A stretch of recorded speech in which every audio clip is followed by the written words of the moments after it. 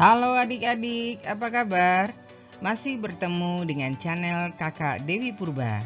Kali ini kita akan membahas tentang materi zat aditif, yaitu pengawet, penyedap, pemberi aroma, pengental, dan pengemulsi. Namun sebelum kita mulai, silahkan like, subscribe, dan lonceng ya, agar video ini terus berkelanjutan.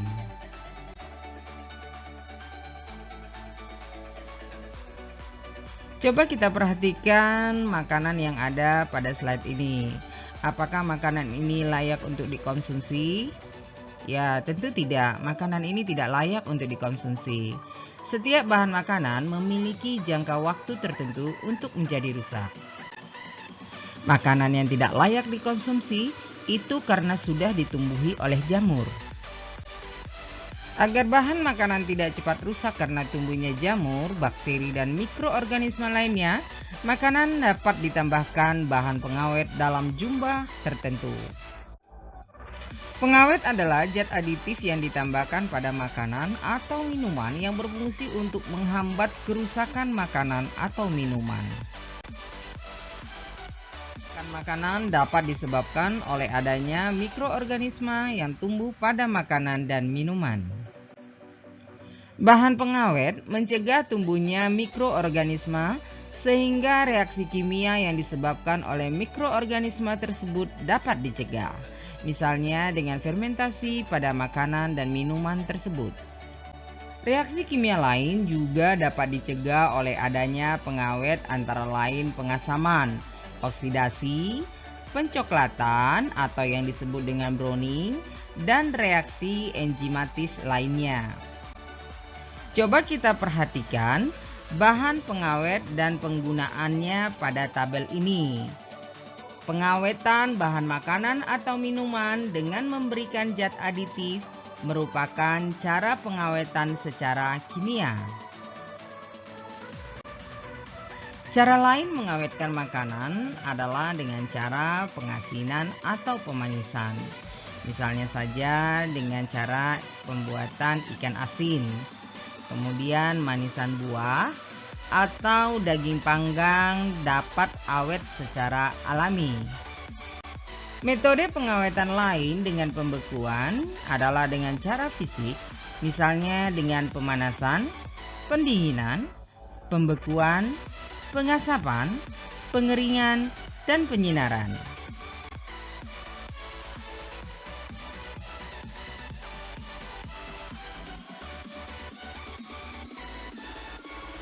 Apakah kamu pernah melihat ibumu memasak? Bumbu-bumbu apa saja yang pernah ditambahkan pada masakan agar rasanya lebih sedap? Penyedap makanan adalah bahan tambahan makanan yang digunakan untuk meningkatkan cita rasa makanan. Adapun bahan penyedap alami yang umum digunakan adalah garam, bawang putih, bawang merah, cengkeh, pala, merica, cabai, laos, kunyit, ketumbar, serai, dan kayu manis. Pada makanan berkuah, kaldu dari daging dan tulang pada umumnya digunakan sebagai penyedap. Selain penyedap alami, juga terdapat penyedap buatan. Penyedap buatan yang umum digunakan pada makanan adalah vetsin yang mengandung senyawa monosodium glutamat atau yang disebut dengan MSG, atau mononatrium glutamat atau yang disebut dengan MNG. Senyawa MSG ini dibuat dari fermentasi tetes tebu dengan bantuan bakteri Micrococcus glutamicus.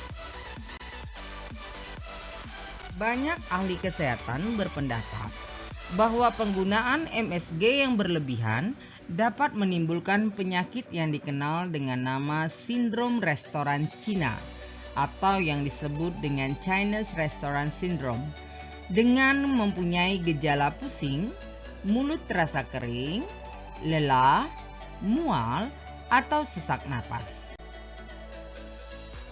Dosis maksimal penggunaan MSG yang ditetapkan oleh WHO adalah 120 mg per kilogram berat badan.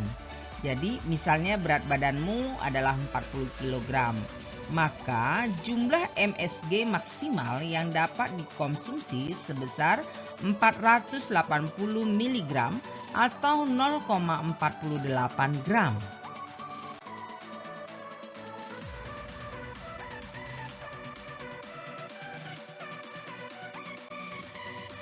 Pemberi aroma adalah zat yang memberikan aroma tertentu pada makanan atau minuman.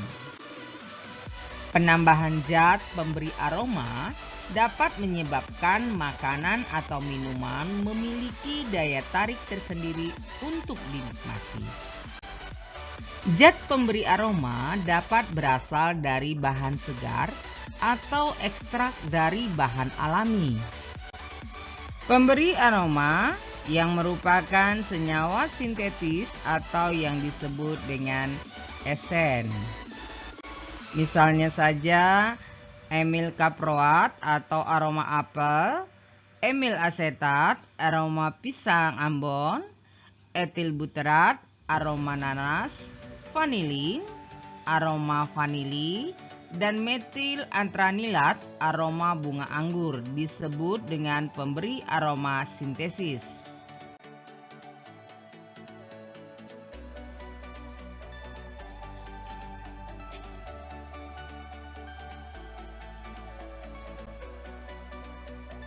Pengental adalah bahan tambahan yang digunakan untuk menstabilkan, memekatkan, atau mengentalkan makanan yang dicampurkan dengan air, sehingga membentuk kekentalan tertentu. Bahan pengental alami misalnya patin, gelatin, gum, agar-agar, dan alginat. Pernahkah kamu memperhatikan orang memasak sayuran capcay? Agar kuah dari capcay kental, biasanya dalam memasak capcay diberikan larutan pati.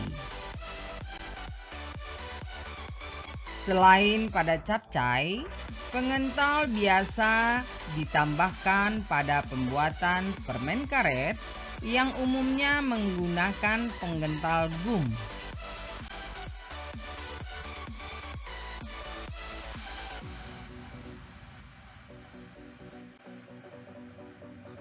Pengemulsi adalah bahan tambahan yang dapat mempertahankan penyebaran atau dispersi lemak dalam air dan sebaliknya. Minyak dan air tidak saling bercampur. Namun, bila ditambahkan sabun, kemudian diaduk keduanya, maka dapat bercampur.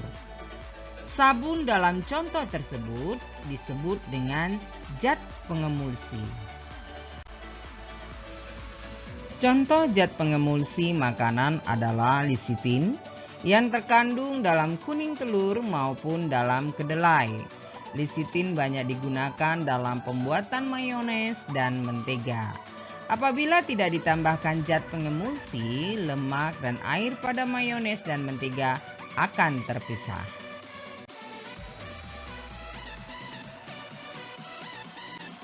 Demikianlah adik-adik materi kita kali ini. Sampai ketemu di materi berikutnya. Jangan lupa like, subscribe, dan tekan tanda loncengnya. Terima kasih.